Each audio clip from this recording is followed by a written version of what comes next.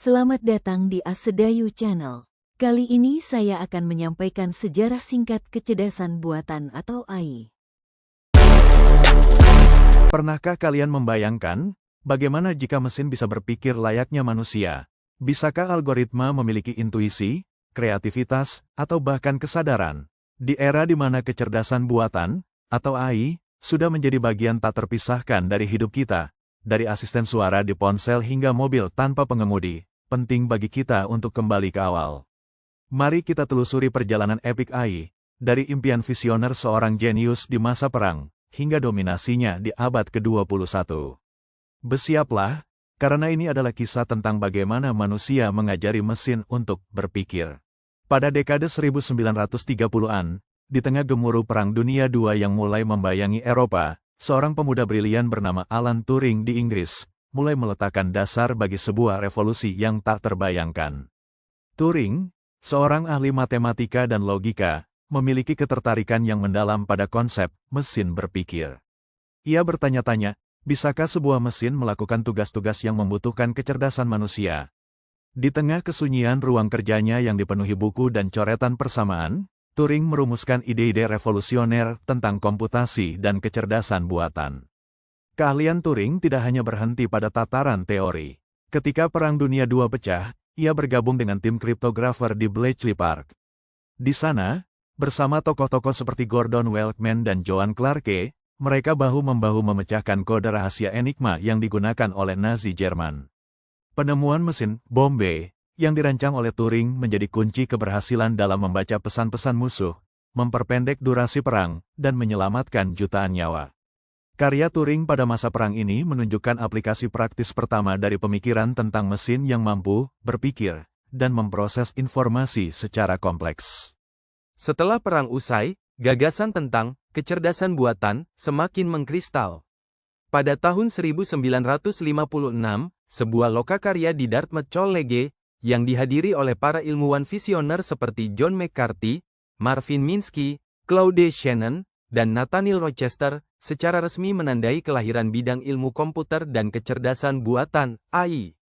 Mereka optimis bahwa dalam waktu yang tidak terlalu lama, mesin akan mampu melakukan segala hal yang bisa dilakukan oleh manusia. Teori informasi yang dikembangkan oleh Shannon menjadi landasan penting dalam pemrosesan data oleh komputer, sementara Minsky dan McCarthy mulai mengembangkan program-program AI awal yang mencoba memecahkan masalah logika dan bahasa. Dekade 1960-an dan 1970-an menjadi saksi perkembangan awal program AI. Joseph Weizenbaum di MIT mengembangkan ELIZA, sebuah program pemroses bahasa alami, NLP, awal yang bisa mensimulasikan percakapan dengan psikoterapis. Meskipun ELIZA tidak benar-benar mengerti, kemampuannya untuk merespons input teks manusia menciptakan sensasi dan memicu diskusi tentang potensi interaksi manusia-komputer. Di periode ini, penelitian tentang representasi pengetahuan dan pemecahan masalah juga mengalami kemajuan signifikan. Besar pada sistem pakar, Expert Systems. Tokoh seperti Edward Feigenbaum mempromosikan ide bahwa pengetahuan manusia dalam domain tertentu dapat dikodekan ke dalam program komputer untuk memberikan saran dan memecahkan masalah layaknya seorang ahli. Sistem pakar banyak diterapkan dalam berbagai bidang, mulai dari diagnosis medis hingga perencanaan keuangan, menunjukkan potensi komersial AI. Namun, ekspektasi yang terlalu tinggi dan keterbatasan teknologi saat itu menyebabkan musim dingin AI di akhir dekade tersebut.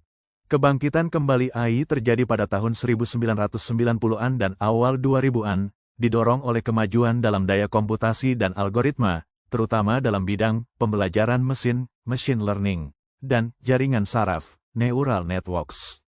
Tokoh-tokoh seperti Yan LeCun melakukan penelitian penting dalam mengembangkan arsitektur jaringan saraf yang lebih dalam dan efektif, yang kemudian menjadi landasan bagi pembelajaran mendalam, deep learning. Ketersediaan data yang melimpah juga memainkan peran penting dalam melatih model-model AI yang semakin canggih.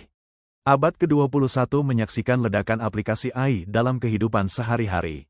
Dari asisten virtual seperti Siri dan Alexa, sistem rekomendasi di platform e-commerce dan media sosial, hingga mobil swakemudi dan diagnosis medis berbantuan AI, teknologi ini telah merasuki berbagai aspek kehidupan kita. Perusahaan-perusahaan besar seperti Google, dengan tokoh seperti Demis Hassabis dari DeepMind, Facebook, Meta, Amazon, dan Microsoft berinvestasi besar-besaran dalam penelitian dan pengembangan AI. Tokoh seperti Andrew Ng juga berperan penting dalam mempopulerkan pembelajaran mesin dan AI melalui platform pendidikan daring.